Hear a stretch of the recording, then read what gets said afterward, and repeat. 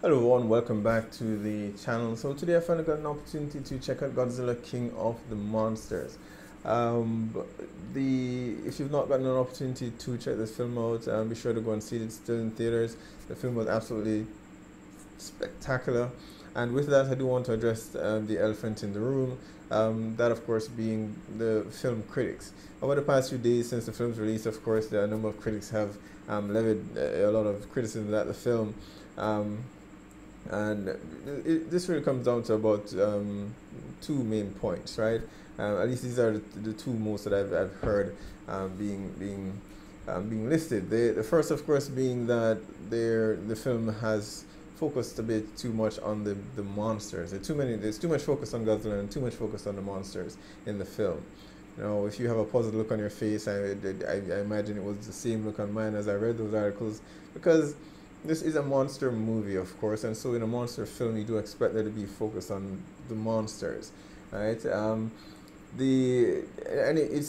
What's ironic about this is, of course, if you are a fan, as I am, of the 2014 Godzilla film, you do know for the Godzilla 2014 film, the takeaway that a lot of the critics, they complain that that film did not focus a lot on Godzilla, and in that I understood that criticism, although I enjoyed the film regardless of that, right? I felt the director was going more for even though it's a monster film, he was trying to go for a horror vibe.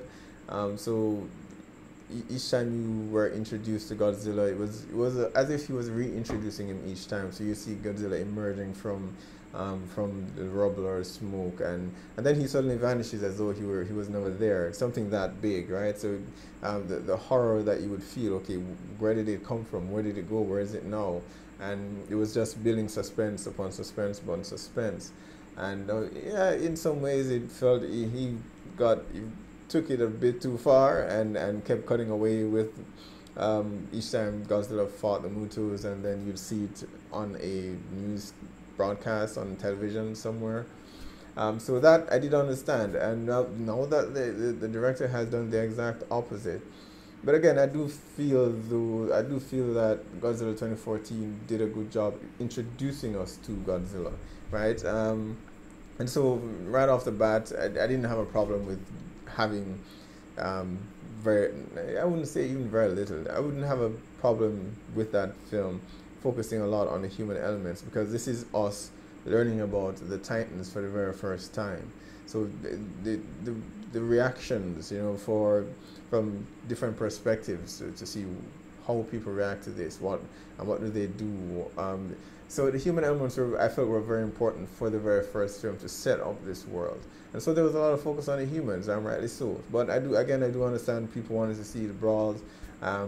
But so that in the 2014 film, I understood. This film, not so much. It's a monster movie. It is intended. We already introduced Godzilla in the very first film, so now we see Godzilla go all out, right? The second criticism at the film is that there is too much focus on the humans, and yes, this contradicts the very first point. It's almost as if the critics weren't quite sure how to criticize this film, and so they just flipped a coin, and you go with this one and I will go with the other one. That's pretty much how I felt reading most of these things. And as for the human elements, I will touch on that later on. So let's get into it. Right now, the movie picks up a few years after the events, Godzilla's appearance in the world, and Vera Farmiga, who plays Emma, is one of the scientists currently working with Monarch, and one of the persons who happens to be impacted by the devastation that was caused by Godzilla's fight with the Mutos, right? Her husband Mark and Millie Bobby Brown, who plays Madison, they lost, or the parents lost their child, and Millie lost her younger brother in the destruction. And at that point, the world is essentially recovering, or trying to cope with what they've just learned. And of course, Monarch is essentially it's similar to that scene in Man of Steel, not Man of Steel, but Batman versus Superman. After Superman fights Zod, and there's total destruction, and so the following movie in BVS, The first 15 minutes you see Superman on trial because look, you've caused all this destruction, and where did you come from? You can't leave this weapon of mass destruction uninhibited, and we need to know. We need more information. What happened? So it was something similar to that. Godzilla was essentially on trial, although Godzilla couldn't fit in the courtroom, obviously. So Monarch was on trial, right? Because essentially they knew about Godzilla beforehand, and they at this point Congress wants to know what exactly is their objective, and it's later revealed, or well, Dr. Serizawa, Ken Watanabe, famous for his lines in 2014, "Let them fight," right? He wishes for humans to coexist with Godzilla and the rest of the Titans, right? And really, it's interesting at this point, while they were being chastised, for their actions or inactions in the Godzilla's in the destruction after Godzilla's appearance. I kept wondering who exactly is funding Monarch, right? Yeah, it didn't appear that they weren't operating under the military, because that was one of the questions that was being asked. Why aren't they a part of the military, right? If they have access to these basically superpowered weapons, right? So who's funding Monarch? It's a question that the very first time I was watching the scene, I was wondering, okay, they're asking all these questions, but where's Monarch getting the funding? Can't they just shut them down? But that question is never really answered. I'm not quite sure if it was answered in the very first film. I might have missed it, but it's something that I'm interested to find out. In any case, we're later introduced to Charles Dance, from Game of Thrones, who plays Tywin Lannister, and he's this eco-terrorist who wants the exact opposite of what Dr. Serizawa wants, and Charles Dance believes that he wants to return the world as it was before man, as he envisions that man has destroyed, what they've destroyed the earth, and they've poisoned it, and he believes the Titans are there to eliminate mankind and return us back to that era. Now, initially, when we were introduced to Emma and Madison, Emma is developing this device to mimic the sounds that the creatures use to communicate with each other. And by finding the correct frequency, she believes that you're able to calm them, to give them basic instructions, basically, whether to fight, to be calm, and whatever the case might be, all right, to communicate with them in a way that they understand.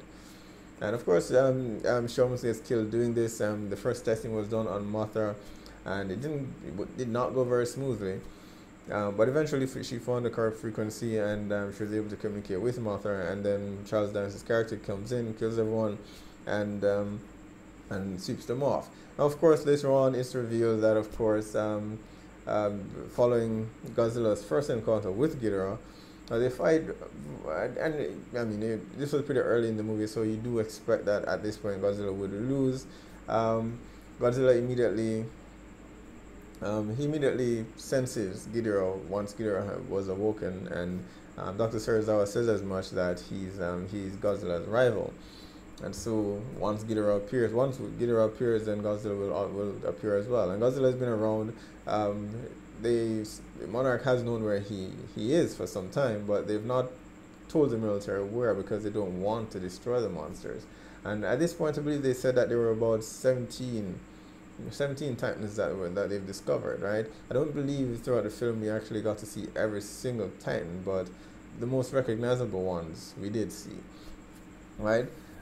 So Charles Dance's character takes Emma and to use her device and explosives to reawaken Ghidorah, who's at the extreme north, encased in ice, right? And She awakens him, and it's at this point when Mark, having learned that his daughter has been kidnapped, his ex-wife has been kidnapped, Monarch approaches him and asks for his help to find them because he helped work on a prototype for the device, right? And he eventually finds them, but when they get to the facility and he tries to save Emma, tries to save Madison, he realizes that that Emma is working with the eco-terrorists, right?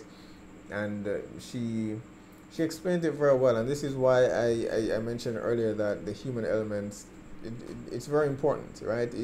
It's not at the core of the movie, and nor should it be. Godzilla should be, but it's still relevant. Oh, for the very first film, as I mentioned, it's essential to see how Godzilla's appearance affects the humans in this world that we're being introduced to. Similarly, here for this film, it's important to see the after effects of Godzilla's appearance, right? And these characters between Emma, so whether you're a mom as Emma or you're a kid as Madison is, or a father like Mark is, or a scientist, whatever the case might be, there is someone you should be able to relate to in some way or form, whether you have a sister, a mom, or dad, whatever the case might be. And the human element is still important.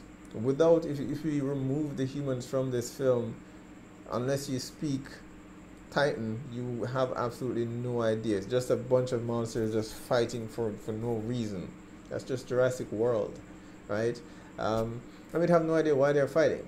And so she explains it, her reasoning for siding with the eco-terrorists, which I believe and I love how she explains it, and it's one of the things I appreciate about the storytelling and the writing in this film, is that and Godzilla's fighting, it's not original in that he's always been fighting to protect Earth because that is his home, right? But they found some way to make it relatable in that humans are destroying the Earth, they're poisoning the Earth, and as Emma puts it, the Earth,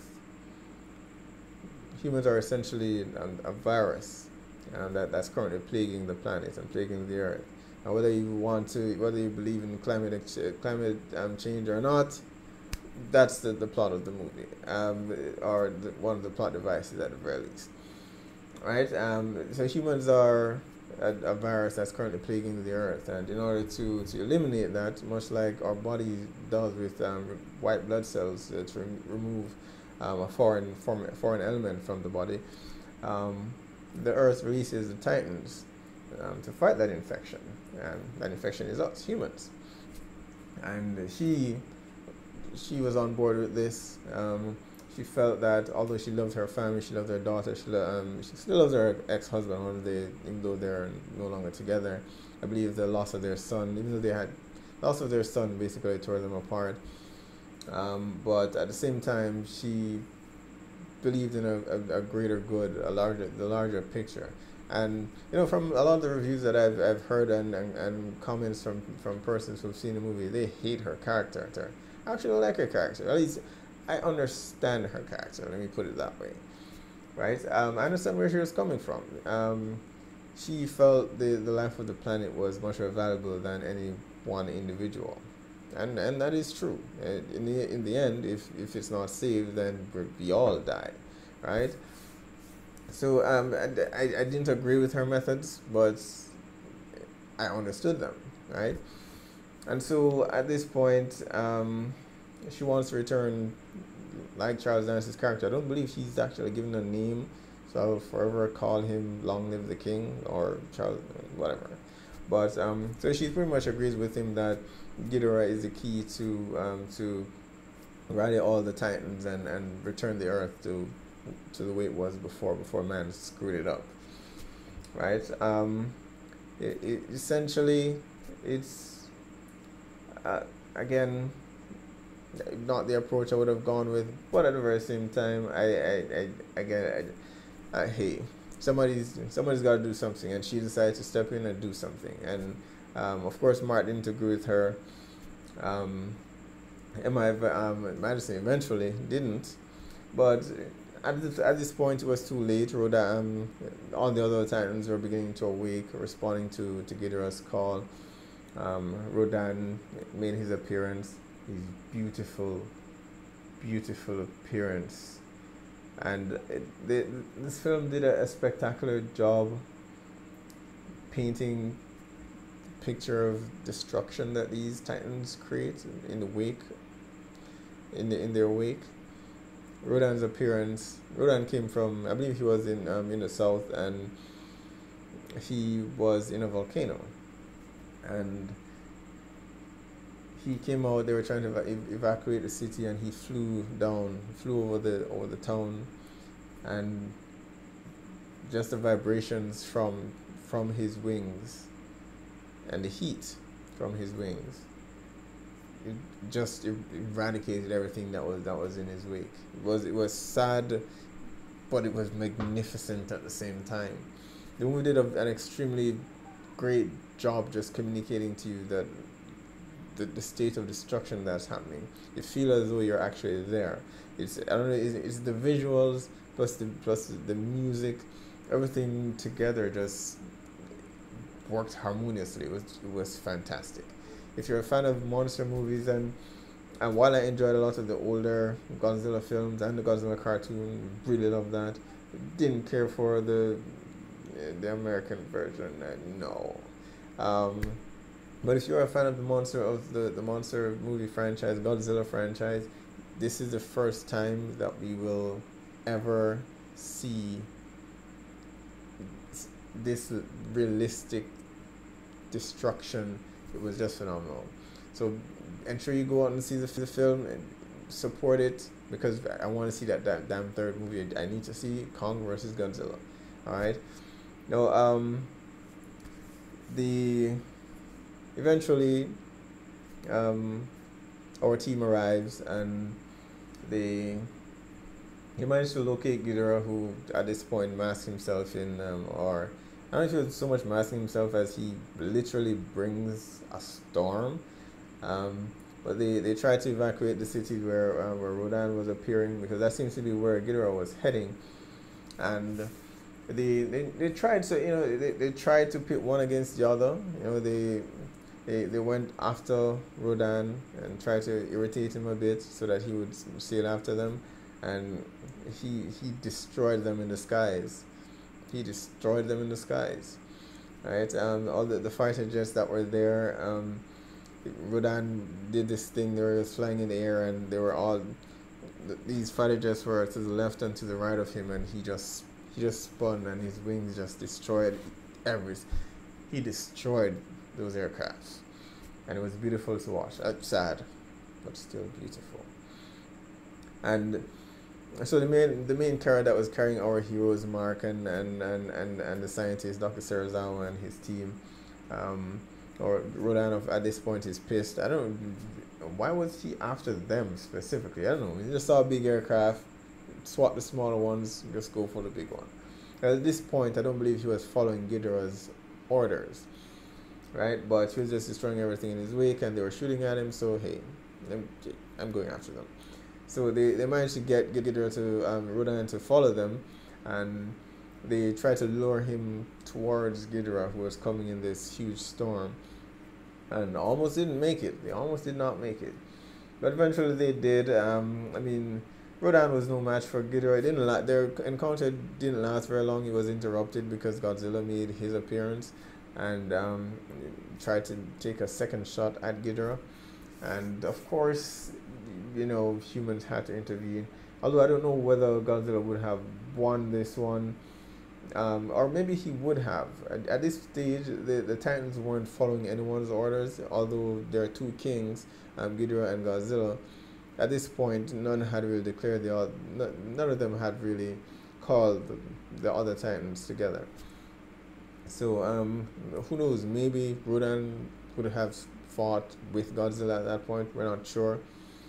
But at this stage, Rodan takes some damage, but humans decide to fire some oxygen missiles at that location to destroy both monsters at this stage. Because at this point, the military has decided that all these monsters are expendable. So they fire the oxygen missiles, and our team has to quickly leave. And boom, boom. Yeah. Now this didn't. This of course had zero effect on Ghidorah. It's at the stage that they realize that Ghidorah is not exactly um, he's not an organism from Earth, right? And at this stage we realize that Ghidorah is an alien. But in Godzilla lore, he's always been an alien. He's from Venus, right? And after destroying Venus, he made his way to Earth. I'm not quite sure if he got trapped in the ice, but that could have happened anyway. Um, they realized that Ghidorah is not of this Earth, so it had no effect on him, and he's an alien. And Godzilla, of course, took that attack, and he was badly injured and forced to retreat. Now, someone mentioned that, and it didn't occur to me initially that using this missile could be them hinting at Destroyer,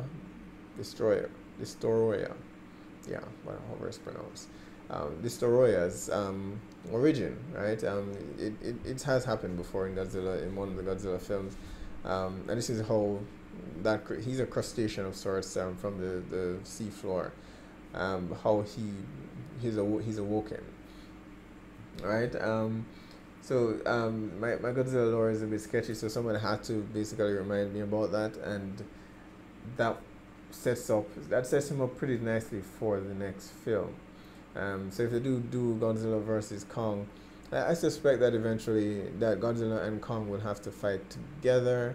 A lot of theories going around how this could go, especially with the end credit scene, but I'll get to that later on. But they set it up nicely for Destroyer to appear, whether it's in the next film or another one after that. Who knows? I prefer they keep the film to 3, and I don't. Films that go to 4 never do well. They don't. They might make. There are a few that continue to make money, but the quality usually starts to decline after 3 films. A trilogy is good enough for me. But if they make more, I'm not gonna complain. Alright, so Godzilla gets injured here, and Dr. Serizawa puts together his team, decides to go and help Godzilla in some way. To use a nuclear bomb to heal him, right? To help him to recover.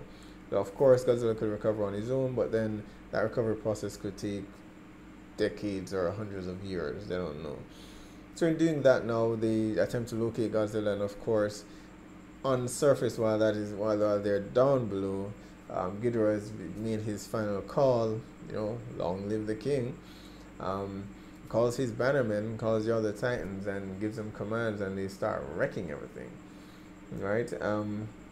But eventually they manage to locate Godzilla in this deep underground channel where which they hinted that he's been using this to move around the world quickly whenever he vanishes off the radar and they can't find him. And they discover this lost civilization that was there, but I guess sank. And it had all these drawings and paintings of a lost civilization with Godzilla. So he's been around a while. And they get there, and of course, Dr. Serizawa makes the ultimate sacrifice. The ultimate sacrifice. He's my hero, man. He's my hero. Never gonna get to hear him say that line again. Let them fight. Not anymore. But he passes the mantle on to Mark and gives him his notes and says, "Take care of my team." And he got what he wanted. I mean, he took the nuke there himself because their sub was damaged and they couldn't fire it. They took it. They found Godzilla in this underground section, and he set a timer for the bomb to go off, and he reached out and touched Godzilla. The radiation just killing him, right? But in the end, I can't think of a better way for him to go out, right?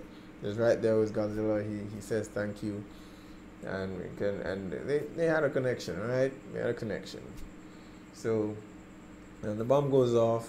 Godzilla gets souped up, and returns to the surface. At this time, of course, they decide, all right, we're gonna revive Godzilla, but we're not letting him go alone. We're gonna help him. All the while in the background, and I guess this is some of the human. This is the only part of the human element that I have a problem with, sort of, right?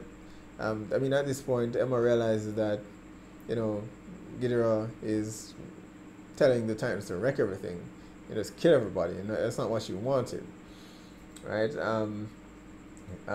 She wanted to return the Earth back to when it was, but with people around to see it, So, but of course, Charles Dance doesn't give a. He doesn't care. He's like, okay, this is anarchy. This is how it should be.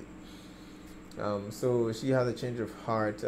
Madison overhears the conversation and decides to take matters into her own hand, and to take the device that they build, the eco device, and to broadcast it at the nearest radio station, to kind of essentially get the other Titans to stop obeying Ghidorah. And she gets there, and again I mentioned this is the only part of the human element that I have a problem with. How the hell did she get from the facility that they were hiding at? And she walked out. She snuck out, walked out into this jungle, and somehow she got from there to the city on foot. Now remember, everyone has evacuated, so she wasn't flagging down cars passing by or anything like that. She wasn't hitching a ride. How the hell did she get to the radio station? But somehow she managed to get there, and of course, miraculously, she got access to the building. I guess I can believe that in their hurry to evacuate, they didn't lock up. I wouldn't have. Yeah, it's fine. That's fair. And she knows how to operate the equipment there. She never not been there before. I've never seen her use this equipment before. Who knows? Her mom is a scientist. Maybe she's been around the stuff. She knows how to operate it, but it seems a long shot. How did she get there? How did she know how to operate all those equipments to hook the machine up? And yeah, hey. So, but I mean, it's a little part. That's just me being nitpicking, right? So she does the broadcast, and she disrupts Ghidorah's commands to the other Titans, but of course this does get his attention, and he finds her. He hears where the sound is coming from. He finds her, and that stare down as she hides behind the counter, and he looks into the building. At this point, I mean, they're obviously quite intelligent, right? They're not just mindless monsters going on a rampage. They're intelligent. So Ghidorah really wrecks the place. He destroys it, and somehow she survives. She runs and runs, and maybe she is in fact 11 in this show, and somehow jumped to the upside and came out the other end. I don't know. She survived somehow. So she survived there, and I mean, eventually her parents rushed there to try to save her. In the meantime, Godzilla arrives on the scene as well for his rematch with Ghidorah, and with backup, Mothra comes in on hand and takes on Rodan herself. And Mothra is absolutely beautiful in this movie. She is. If I was into insects, I'd date her. Beautiful Mothra. Absolutely stunning. So she fights Rodan here, and of course, I mean, it doesn't go so well. By the end of it, she's not so beautiful, but she's a fighter, okay? She's a fighter. So she fights Rodan and almost dies, but somehow she pulls a Hail Mary. She uses her stinger and, manages to injure him. I thought he was dead initially. I thought Rodan died right there, but later on he starts crawling about, so he's still alive. But Mothra takes a lot of damage. Godzilla fights Rodan, and he, for the most part, was successful, but yeah, Rodan was just...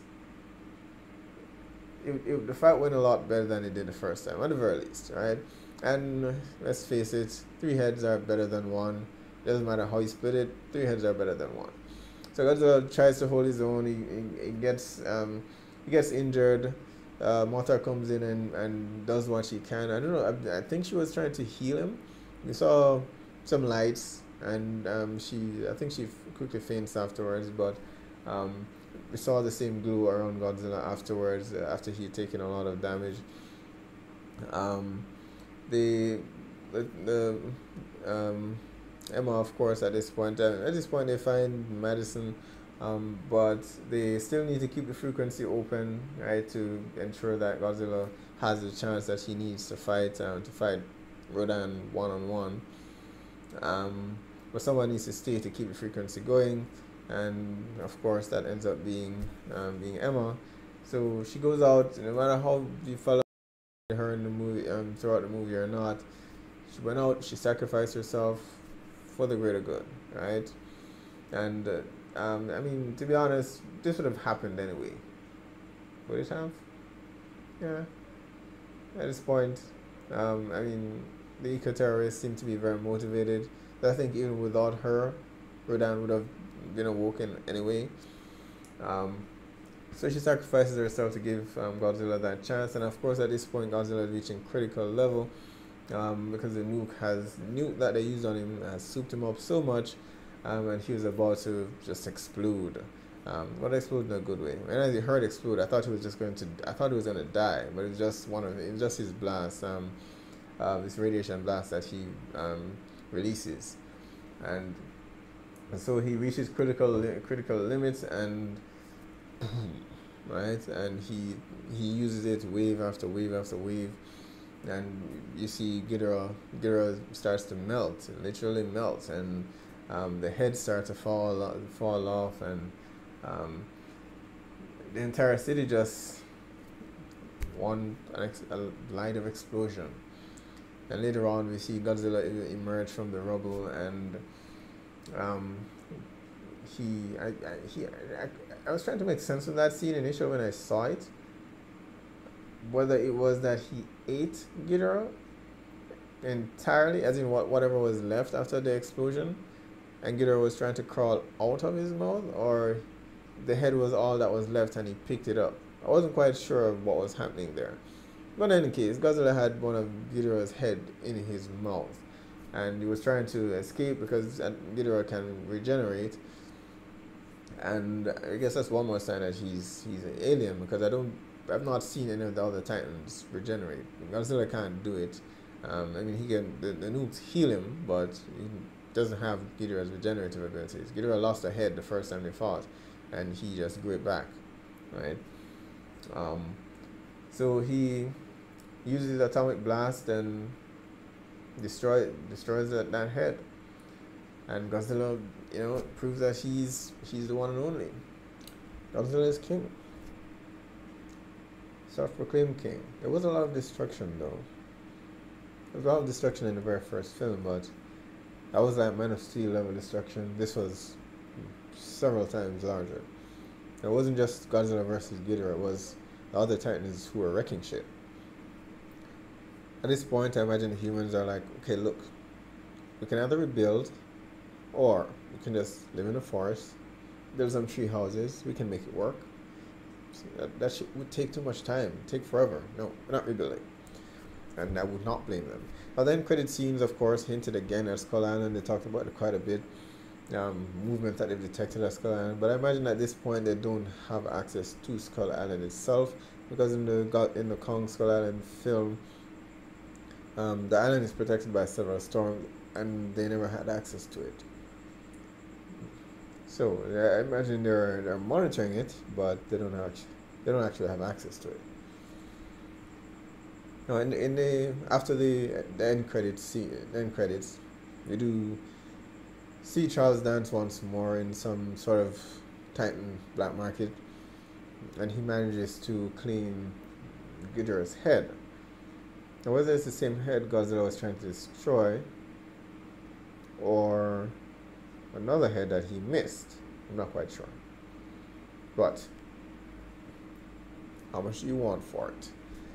So this of course could be a setup for Mecha King Ghidorah. But that's a possibility. So for the sequel, I'm imagining either two things, or they could do them all in one goddamn film. Either they have Godzilla fight Kong, and then realize that they have a greater foe to fight, in Mechagodzilla, and or it ends up being Destroyer. Someone posed a different theory in that perhaps they try to use, or the eco-terrorists try to control Kong somehow, like maybe feeding him Mechagodzilla's head. And because in one of the films Kong has lightning abilities, and that seems to be Ghidorah's thing here, lightning. So maybe they try to control Kong to finish what Ghidorah started by feeding him Ghidorah's head, and Kong disobeys, or he's controlled initially but he overpowers it. Maybe he initially is controlled by it. It gives him that mass growth spurt that he needs to actually fight Godzilla, because Godzilla is huge at this point. And he does fight Kong, and maybe he loses. And Godzilla realizes there's a greater threat.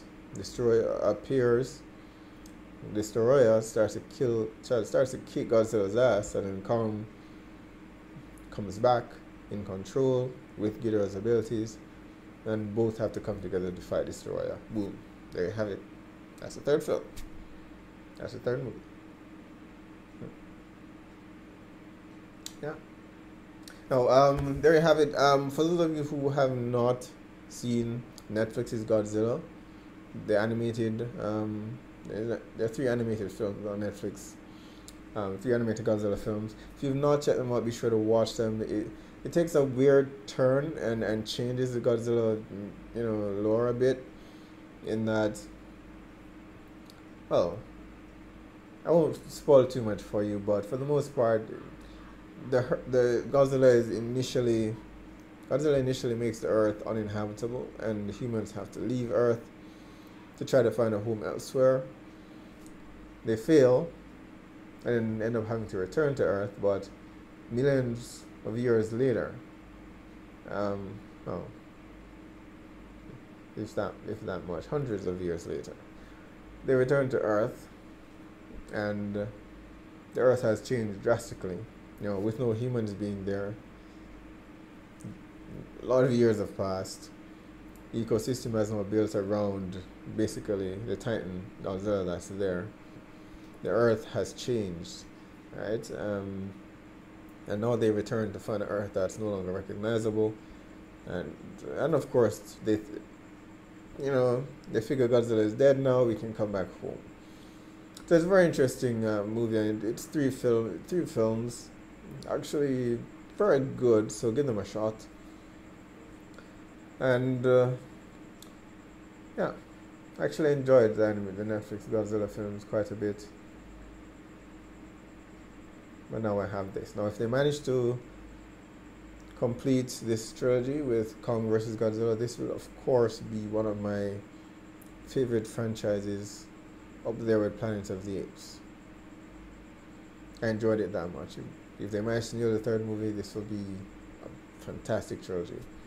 Alright, so that's it, guys. Be sure to post down in the comments, let me know whether you've seen this movie, what's your favorite part, and of course, does this top your list in your favorite Godzilla movie? Which in the Godzilla movie franchise is actually your favorite? Where does this one fall? Alright, be sure to hit like and subscribe, and I will see you guys for the next